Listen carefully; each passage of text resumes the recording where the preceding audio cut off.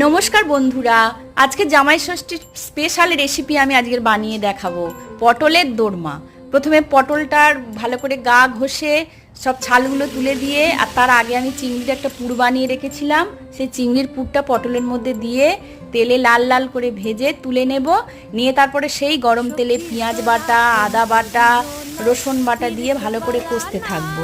সেই মশলার মধ্যে হলুদ, লঙ্কা, জিরে, ধনিয়া সমস্ত কিছু দিয়ে সামান্য একটু চিনি ফেলে দেব। দিয়ে ভালো করে কষিয়ে নিয়ে লাল লাল করে তেল ছাড়া পর্যন্ত অপেক্ষা করব।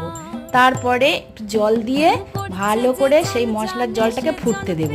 তারপর সেই পটল চিংড়ির পুরমাখা পটল ভাজাটা আমি তার মধ্যে দিয়ে দেব। আমাদের পটল চিংড়ির দরমা রেডি। আপনাদের সত্যিই খুব ভালো লাগবে খেতে। আপনারাও বাড়িতে বানিয়ে করতে খেতে পারবেন।